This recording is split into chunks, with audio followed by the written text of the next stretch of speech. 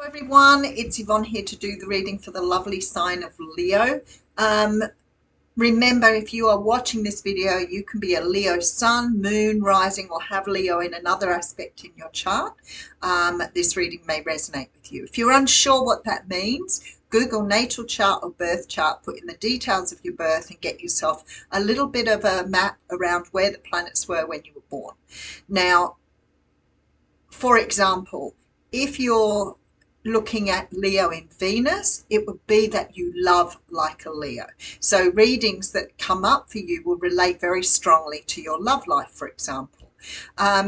But it's really good to have a look. If you go and Google it, you can get your hands on a printout of your own natal chart, which will show you where all the planets were and what was in your sign when you were born. Really interesting to do that. Sometimes people will say to me, I don't know what time I was born. I would still suggest you do the chart. You may not get a lock on your ascendant or your rising, but you will certainly get all the other planets that were there. My understanding is you can get an astrologer to have a look at the time of your birth. They can gauge that by your life pattern. I'm not sure who would do it, and there is a name for it, and I'm sure I would remember the name. I would tell you, but I can't think of it at the moment. But yeah, definitely have a look at that. All right, Leo. Let's have a look what's going on in Leo's life. So we're going to use the Modern Witch Tarot for your reading today. Just to give you a heads up too, I'm thinking of starting a membership program for people who want to learn how to use the tarot. So you may get some quirks and things at a basic level, but if you want to step up and do readings with me or learn how to use the tarot, I'm going to be creating videos like I did when I was running my class, and hopefully we can do some classes where I can teach you, or we might even be able to do some one-on-one. So have a look at that. I'm hoping it will be out by the end of the week, and we'll see where we're going. But just a quick thank you to all of you who've supported me over time, for your love and your generous comments, and of course all the personal readings I do for you too. So much love to you all for those things. And watch the scammers. They're out in force at the moment everywhere, not just in tarot land. So please be careful. Remember, I will never solicit you for readings. I don't condone people doing it on the back of other readers. I think it's really disgusting, but what can you do? You can't stop everybody. And there is a problem with some of the social media sites because they don't recognize that scamming, impersonation of you, whatever, stealing your videos. They don't see any of that as contravening the rules of their particular social website. So we have to pretty much watch it ourselves. All right, let's get on with this. All right. Oh, lovely. We have the Emperor coming out. Are you dealing with an Aries?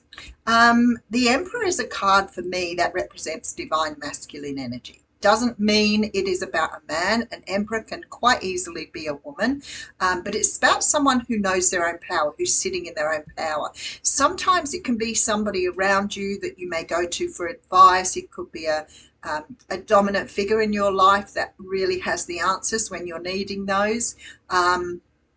But the Emperor for me is about the masculine energy. So let's have a look.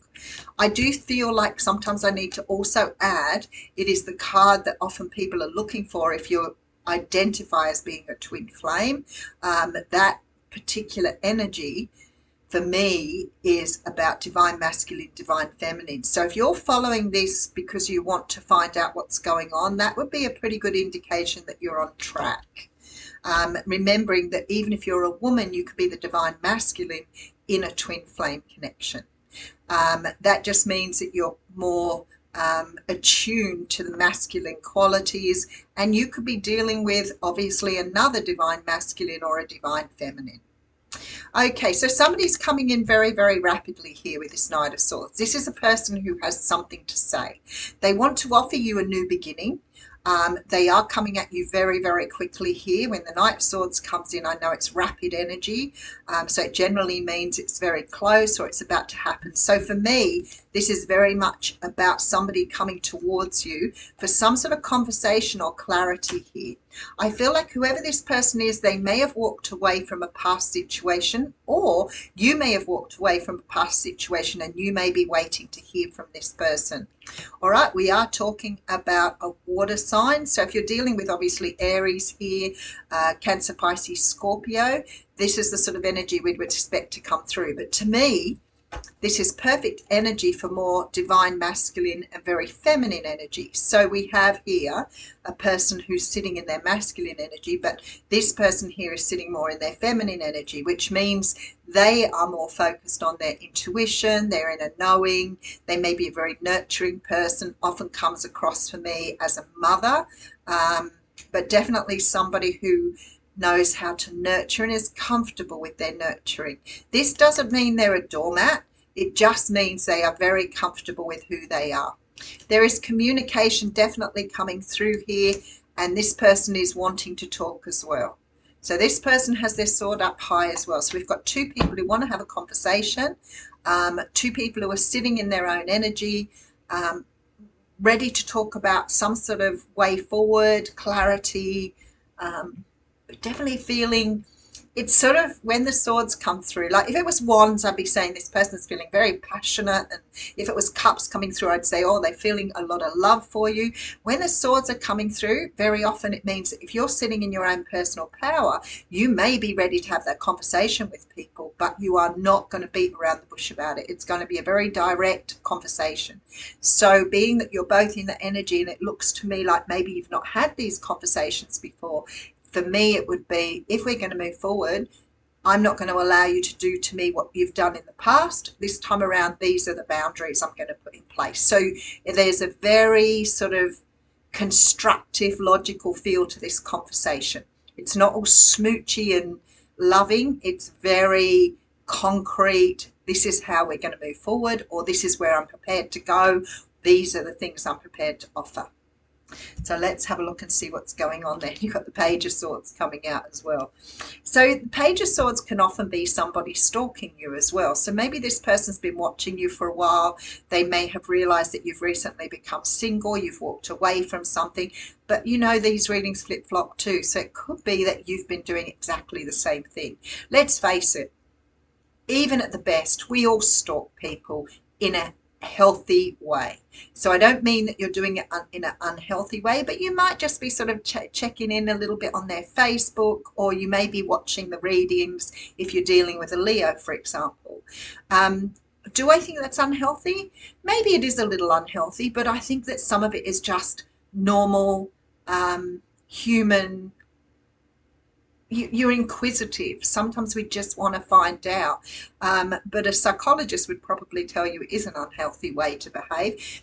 But I just feel like maybe you're just checking out to see if they're married. Maybe you're checking out to see if this person's connected to someone. You know, maybe that you're checking out where they work because you've seen them at work. So very interesting energy when the Page of Swords comes through. Wheel of Fortune coming through here. So something is definitely happening here that's going to make a mark on the future.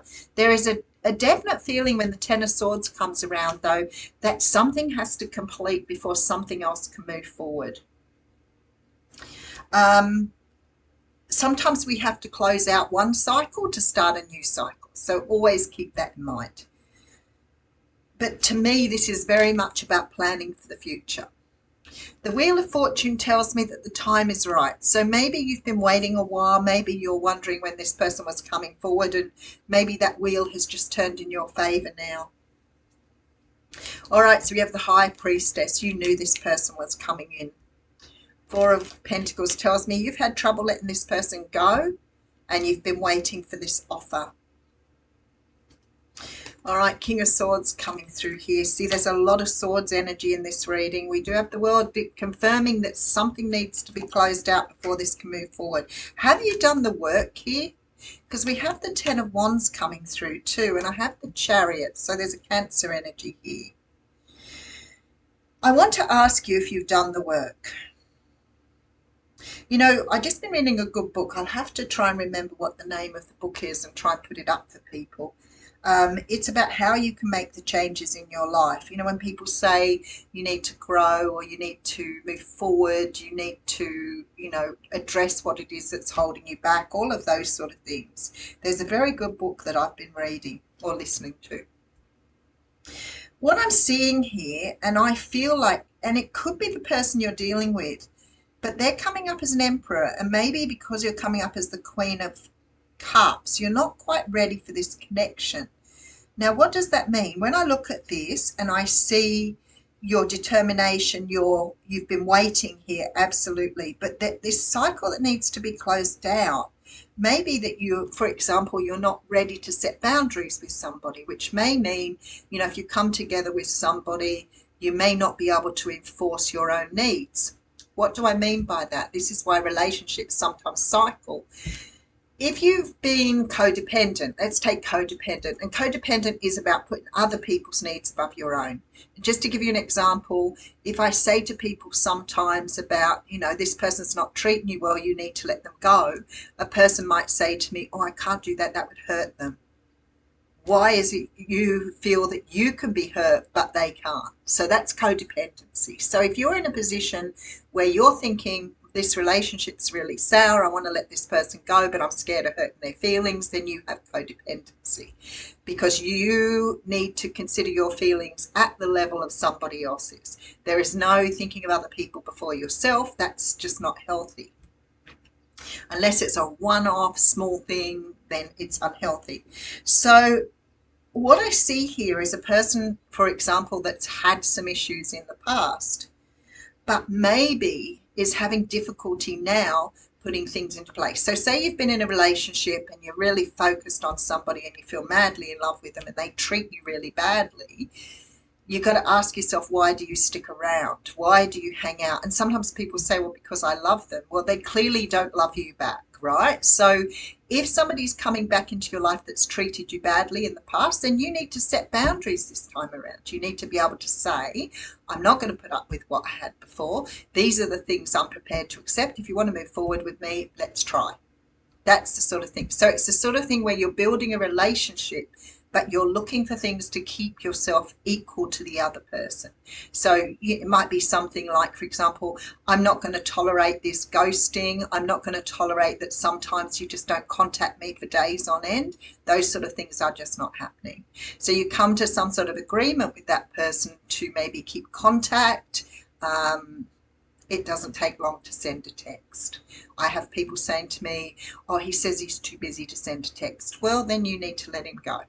Because if he's too busy to send you a text with just one word or anything, then he's not worth keeping around. If she's not prepared, if she is not prepared to keep you in the loop, if she wants to spend more time doing other things and doesn't consider you a priority, then maybe you need to say, well, I need to be a priority in your life. So whether you're dealing with a man or a woman makes no difference here at all. There is a need for respect, and the conversation you're having with this person is around building up that relationship and having a good solid basis for moving forward. This is a conversation where you are being really clear about what it is you want from someone. But always keep in mind, if you want marriage and your person doesn't, they're highly likely they're not going to change their mind. If you want children and your person doesn't, highly likely they're not going to change their mind. If you want commitment and your person doesn't, highly unlikely again they're going to change their mind. So keep that in mind when you are discussing something. All right, let's have a look and see what's going on.